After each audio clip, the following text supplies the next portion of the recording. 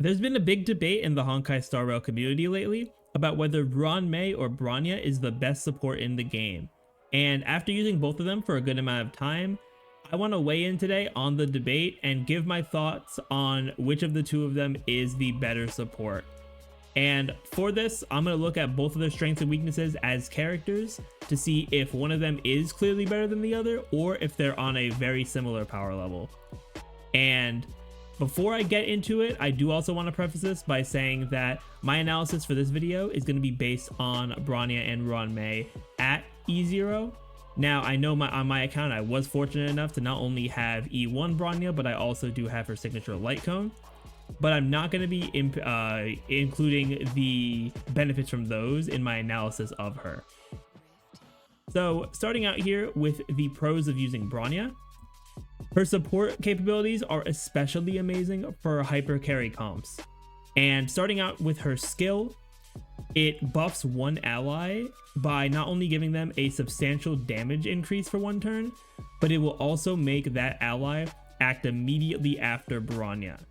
And depending on how your Bronya and main DPS are speed tuned in comparison with each other, this can provide a ton of value, not just for the extra damage increase, but it also allows your DPS to have more actions per cycle if you do have them speed tuned properly. Next, Bronya's ultimate will also give an attack and crit damage boost to the entire team for 2 turns. And while this buff, for a lot of team comps that Bronya would be on, it would really only benefit the main DPS character and not really as much for the entire team. It can still be incredibly useful when paired with the skill. So once you have Bronya's ultimate active and you use your skill on the main DPS, then they will have their attack, crit damage, and regular damage just increased. And that's really good because when it comes to the damage formulas for the game, attack, crit damage, and then raw damage increase are all different parts of the formula. So they will all have their own very high multipliers as well. So you'll be getting a ton more value than it might seem just basing it off of the percentages that you get. And you wouldn't have to worry about one stat being super overtuned, which for some stats can lead to some diminishing returns. So that is definitely very strong for Bronya. So those are her main strengths. So now let's talk about the 2 biggest cons of using Bronya. So the first con is that in certain hyper carry comps, depending on your DPS, skill points might become an issue, especially at E0. Now, if you're running her with a character like Blade or Jing Liu, for example, you're not going to be really having that much of an issue with skill points. But if you're starting to run her with more skill point intensive DPSs like Sela, and then especially like Imbibed or Lune or Xingque, you're going to be running into a lot more of an issue. So I've also noticed, because a lot of my usage with Bronya has been with Sela, and since Sela does also give herself more speed with her skill, you can afford to use some basic attacks with Bronya as well if you do feel you're running low on skill points, to attempt to make her a bit more skill point neutral. And since Sela does do a lot of damage and get herself a decent amount of energy with her skill, this really doesn't hinder runs too terribly much in my experience. But to ensure that you're going to have enough skill points with Bronya being used with any DPS, especially those more skill point intensive ones, it can slightly limit your options for team building, because if you're using the majority of your skill points with your DPS and your Bronya, then you're going to need your other 2 characters to be skill point neutral and skill point positive. And for certain characters, they just use a decent amount of skill points, so they might not be as great of options to run along with them. I do think that variety when it comes to team building is extremely important in the end game, depending on the different weakness types that you might need and having to use different characters in different places. So I do think that this could be a little bit of an issue for some people, especially if they don't have many characters built up quite yet. And the other major con of using Bronya is that she's not as much of a universal support compared to other options in the game, because her most impressive buff from her kit is going to be from her skill, and that's only going to apply to one ally at a time, as well as the action advancement. And if you're running a non-hyper carry team, if you're running any other kind of team comp like Dot, dual DPS, which we'll talk more about when we get to Ruan Mei, it may all just be beneficial to have a support that can apply more buffs to more allies. You know, characters like Asta, for example, who can, who can apply the attack and speed boosts to the entire team. You have also Ting Yun, whose ultimate alongside Dance Dance Dance, which is very commonly ran light cone on her, will boost the entire team up in the action order. So, you know, supports like that end up being more universally beneficial. So, you know, yeah, Bronya just becomes, I would say, a little bit more niche. I wouldn't say she's super niche at all, because she can work with pretty much any standard like hyper carry type of DPS. But despite her having certain, you know, limitations on where she can perform at her absolute best and make DPSs perform at their absolute best, Bronya still does remain as one of the best support characters in the game. Now, let's move on to the pros of Ruan Mei. So, Ruan Mei is an amazing support character who can work in a variety of situations, because her kit, rather than being focused on just regular support kind of things for the most part, has a lot of focus on break effect and breaking down the enemy's weakness. So, starting out with her skill, it increases the entire team's damage and weakness break efficiency for 3 turns. And this is extremely valuable, not just because of the buff from it, but it's because of how the skill's duration goes down. Normally for a lot of skills where they say that it lasts for 3 turns, it's turns of the allies that are using the buff. So if your DPS has 3 turns before your Ruan Mei has a turn, then it's going to be done for the DPS, but Ruan Mei would still have 2 turns left on herself. But this buff only, the duration of it only goes down at the start of Ruan Mei's turn, which is extremely useful, because there should never be a time where this buff of both weakness break efficiency and damage is not going to be active for your main DPS. Then her ultimate will deploy a field for 2 turns that has 2 really strong effects on it. The first is that all allies within the field will get an all types resistance penetration increase, which basically can negate a very solid portion, if not the entire thing, of enemies' type resistances, because a lot of enemies, especially in the end game, they will have just a 20% resistance to types that they are not weak to, and then certain enemies will have specific extra resistances. Like, for example, the new weekly boss, the Star Crusher Swarm King, has an additional weakness to quantum above all other types. Then the second effect is going to be that anytime enemies are being attacked in the field, they will have the Thanatoplum Rebloom effect applied onto them, which will allow you to keep them in the weakness broken state longer. So whenever they do get hit whenever they have this on them and they're gonna try to recover from their weakness break, they'll actually get hit and take the extra break damage, and they'll stay in their weakness broken state for an extra turn, which is very strong, because not only are they not going to be able to move, but this does give you some extra actions, and it is especially important for DOT teams, because you're basically just getting more DOT damage applied to them without them being able to attack you or hurt you in any kind of way, which is going to be very strong as well. And plus more options if you have your Kafka well built to just reapply that DOT even more and redetonate it. So you can get a lot of solid DOT damage out of using that.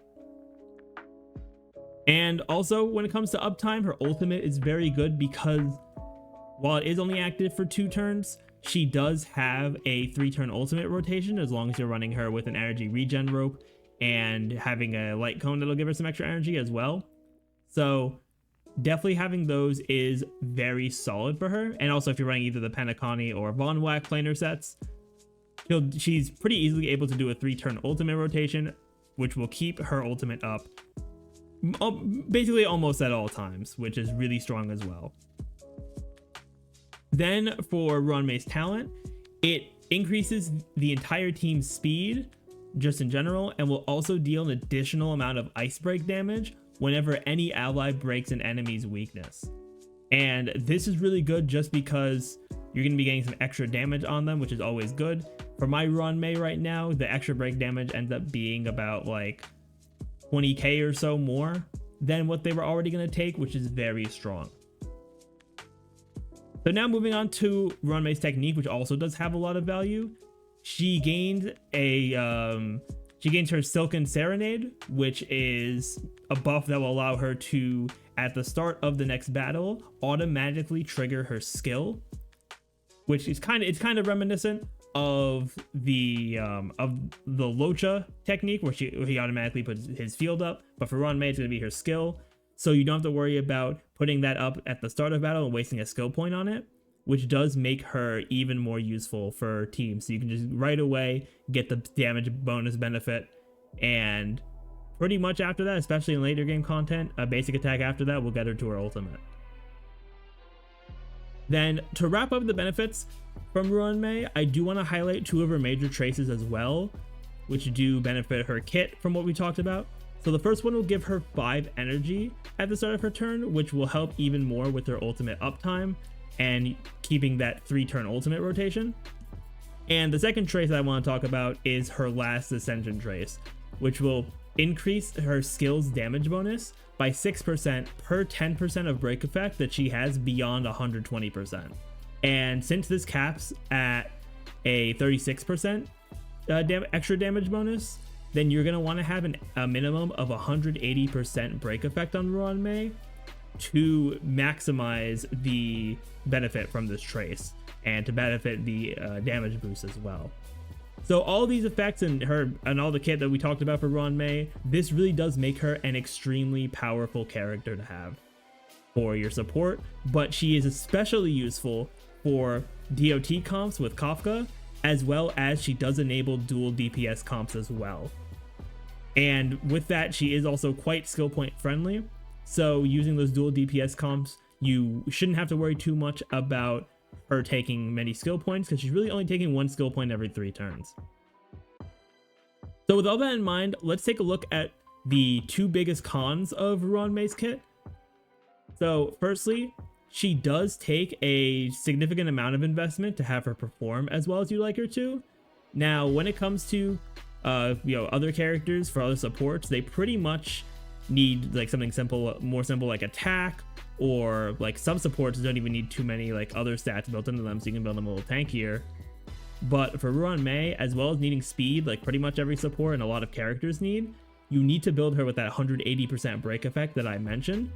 And while her traces and certain light cone options, such as her signature light cone or memories of the past, can contribute towards this, she will still likely need a good amount of break effect from relics, whether it be from substats or main stats.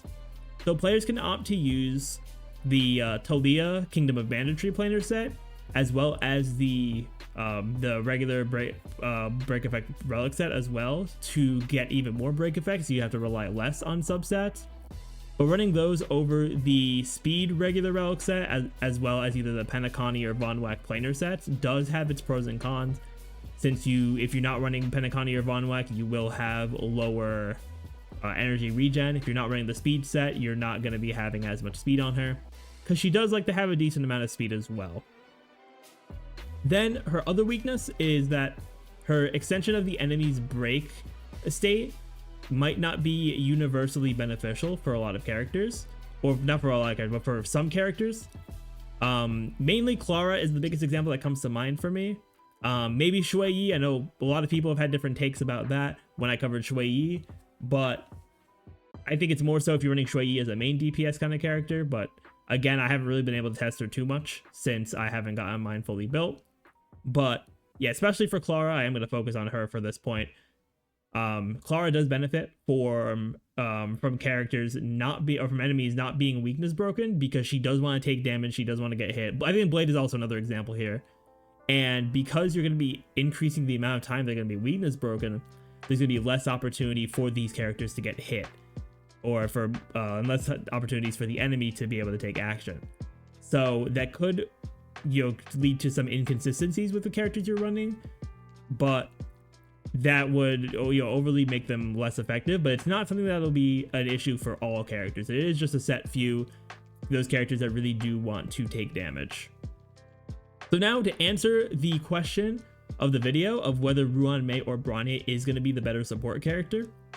So based on my experience with them, as well as what I know that each of them can provide and what I've heard from other players, I do think that Ruan Mei will be more universally effective in the most situations, but in Bronya's absolute best situation, which are those hyper carry teams, she is going to be more impactful. So I probably would rate them very equally and not really, definitely put one over the other.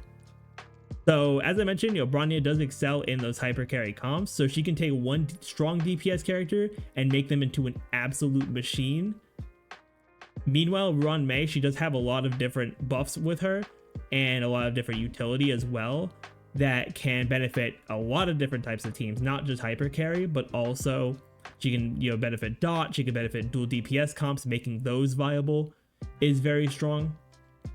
And as we get more DPSs and as we get more dot characters in the future, Ruan Mei's value is just going to be going up. And while Ruan Mei, while Bronya, I mean, doesn't work as well in other types of teams as Ruan Mei might, Ruan Mei has a pretty consistent level of effectiveness in any comp she's in, including hyper carry. And if you're like me and you own both Bronya and Ruan Mei, running them together is also an absolutely crazy combo, because not only are you getting the attack, crit damage, and damage buffs from Bronya, but you're also getting that all types resistance penetration from Ruan Mei, which will boost your damage up even more for that hyper carry team. So those are my thoughts on the debate about Ruan Mei and Bronya. I'd also love to hear what you all think about it as well, because I know people in the community have been talking about this recently, since Ruan Mei is a very strong support character. And if you guys want to give your own take as well, definitely leave a comment. I do want to try to get to as many of them as possible, because I do want to have some good discussions down there as well. But yeah, definitely, if you have a take about this, if you want to respond to anything I said, definitely be sure to leave a comment. And if you enjoyed the video and you want to see more content from me, definitely be sure to leave a like, comment, subscribe to the channel, and ring that notification bell. But with that, I will see you all next time.